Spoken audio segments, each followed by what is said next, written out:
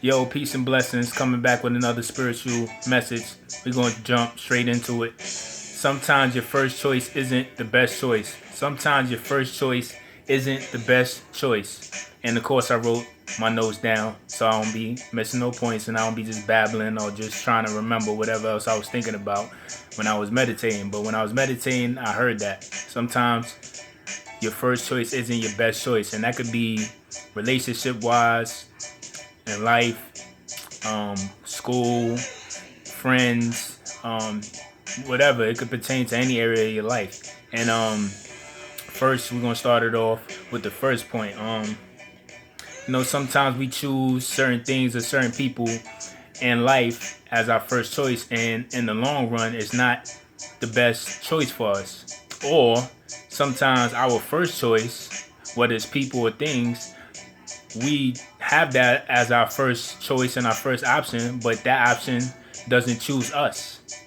Um, and you could, like I said, we could talk about that with relationships. It might be you might have certain people that you like or you're into, but it was just this one specific person that stood out above everybody for whatever reason in your perspective and through your eyes, and you figured that that would be the best option, the best choice, the first choice for you.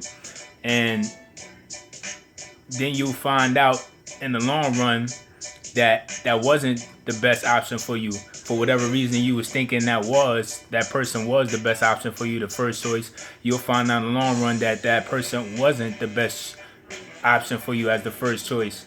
And later on in life, you might meet somebody else that you didn't, or somebody else that you knew you had around, but you just didn't take them as serious as that first choice as far as pursuing them. That other person or somebody else new that you meet in your life that you probably didn't even pay attention to, that might be the best choice for you, more than the first option or the first person that you figure would be the best choice for you. That other person may be the best option for you. They may match you on every level, mentally, physically, spiritually, emotionally, and any other levels. They might match you more. They might be into what you're into more. They might be relatable more. We don't realize those things sometimes because we get caught up at looking at things or people like, oh, that's my first choice. It has to be that, or I'm not going to be happy. And sometimes that first choice may not be the best option for us, or it might not even choose us at all. So that's an example for relationship wise. Another example would be for school. I'll give an example of myself. Elementary, I went to public school, so I wanted to continue going to public school from junior high through high school, and especially I wanted to be with my friends. But my parents, well, mainly my father, he was strict. He was like, he knew that public schools in Harlem and around that time in the city weren't really the best, so he wanted me academically wise to get the best options that I could. So he forced me basically to go to Catholic school, and that wasn't my first choice. And I was mad and I was upset because I'm thinking I'm missing out on something. I wanted to be around my friends and I wanted to just be in public school. I didn't want to wear a uniform and go through all these other strict rules and different things that we had to do in Catholic school. But as I went through junior high school and high school in Catholic school, and I look back at stuff now and I see the difference between my friends and I academically wise. And when I used to look at their report cards and stuff like that too, I would see the difference. Like some of my friends, like this is around the time when they had changed. I don't know about y'all, but around that time when I was in high school, they started changing the passing grade for public schools to like 55. So that was only for public school, not Catholic schools. So a lot of my friends, they would not even go to class no more. They would just hang around the halls and just get all 55s just to automatically pass their classes and stuff in public school, and they didn't even care about it no more. And that's when later on too, they I forgot who it was. I don't know if it was Giuliani or one of them. Don't quote me on it. It was one of them, but they had passed the No Child Left Behind rule, and then so that didn't help even more. So they definitely wasn't even going to class. They was just hanging around the halls and playing around. Sometimes even skipping school. So I started seeing the difference in that, and I started seeing the difference of the literature we would learn too in Catholic school rather than public school. Like they had it in junior high, they had us reading Macbeth, Othello, what else they had us? Lord of the Flies, Animal Farm, stuff that was like literature that was beyond our grade and reading level. So it challenged us early in junior high. And even in junior high school, we used to have to do oratory. Like we had to memorize like Shakespeare plays and memorize it. Each of us all had different ones, and these things was long. They wasn't short. And we would have to do oratory speeches where we have to recite it. All the parents would come, dress up. It would be like towards the end of the school year. All the parents would dress up and come, and we'll have to memorize that and recite it back in front of everybody. So that was challenging us too, to also not only to memorize things, take things serious, but also to get over stage fright and be able to perform in front of others and say it with conviction and convince people and say it from your soul. So when I think back on those things, I say, okay, public school was my first choice, but that wouldn't have been the best choice for me once I seen the difference between my friends and I academically and stuff they were doing. So later on, I understood that. And even in high school, we like ninth grade, they had us reading 1984 by George Orwell, stuff that was beyond us. Even and my priests were white in high school, even in junior high school, and we had like one black priest in high school too, but it was like a lot of them was white. And I remember we had this class. I think it was our history class. It was ninth grade, and the first person that ever taught me that the original man, the first man of this planet, was found in Africa, and I never heard nothing like that in public school before that. They never taught us none of that. So, and it was even more profound that a white man was teaching all these kids in the ghetto that. So we was bugging off that. So the things that they were challenging us and teaching us and showing us and had us learning was just so different than what I expected.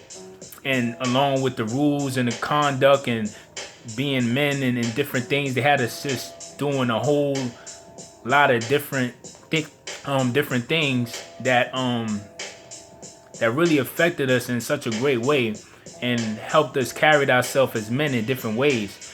And I seen the difference, like I said, between my friends and I, academically wise, and how they was carrying themselves and doing different things and stuff. They was getting into trouble as well around that time. So I seen the difference. So that's another example as sometimes your first choice ain't your best choice, because if I would have went to public school, who knows what I would have got into or how it would have turned out.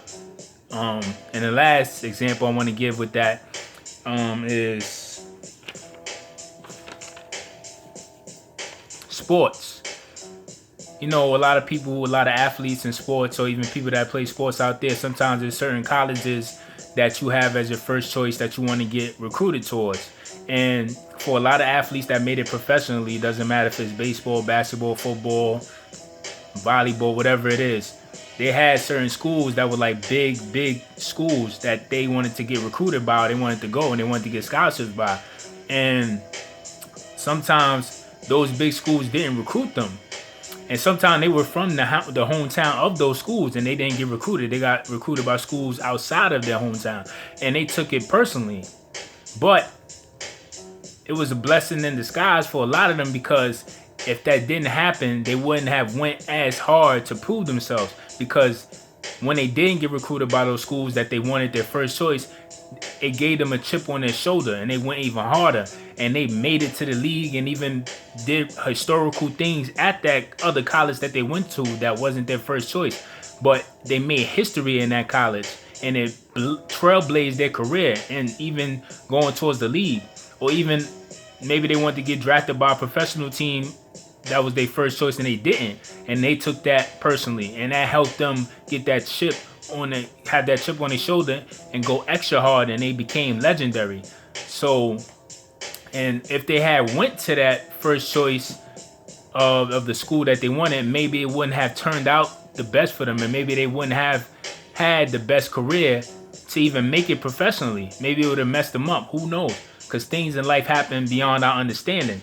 So those are all examples of what I mean by sometimes your first choice isn't the best choice, whether it's a friendship, a relationship, a marriage, sports, any area of life. Not all the time, but sometimes the first choice is not your best choice.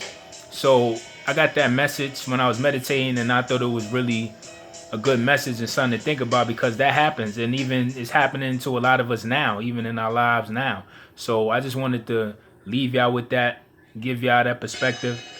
And hopefully, like the other messages, it helps y'all out there and get a better understanding and to think outside the box as well. And we're gonna rock out to the next topic. And I hope y'all doing good.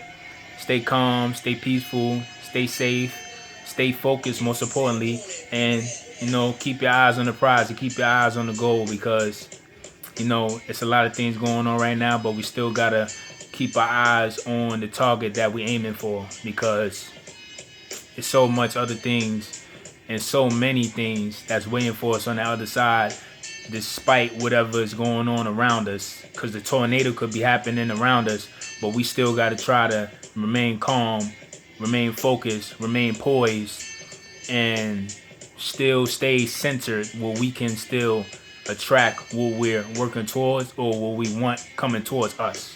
So peace and blessings, and to the next video. Peace.